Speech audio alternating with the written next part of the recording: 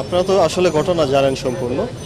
তো সদর থানা অধীন যে ফাঁড়ি ছিল, ওই ফাঁড়িতে একটা ঘটনা ঘটেছে। তো সেখান থেকে মামলা তদন্ত হচ্ছিল, পরবর্তীতে এটা পিবিআইকে হস্তান্তর করা হয়। তো আমরা মামলা তদন্ত গ্রহণ করি এবং আজকে ঘটনাস্থল পরিদর্শন করলাম এবং ঘটনা যা যা দরকার আমরা তথ্য সংগ্রহ করতেছি।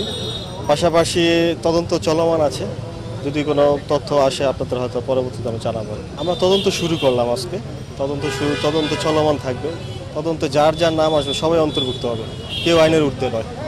আইনের আশ্রয়ে তাদের আসতে হবে, আইন সবার জন্য সমান, আইনের গতিতে আইন চলবে। আমরা আমরা নথি পর্যালোচনা করে দেখতে পেলাম পূর্ববর্তী তদন্তকারী কর্মকর্তা একটা আবেদন দিয়েছেন। তো জেলা ম্যাজিস্ট্রেটের যে আছে উনি অনুমতি দান করেছেন এবং একজন ম্যাজিস্ট্রেট নিয়োগ করা হয়েছে। যেহেতু লাশ উত্তোলন করা হবে, অ্যাজ আর্লি অ্যাজ পসিবল এটা করা হবে। আমি ম্যাজিস্ট্রেটের সাথে কথা বলবো, অতি দ্রুত এটা ব্যবস্থা করা হবে। আপনার পুরো নামটা একটু মোহাম্মদ খালেদুজ্জামান।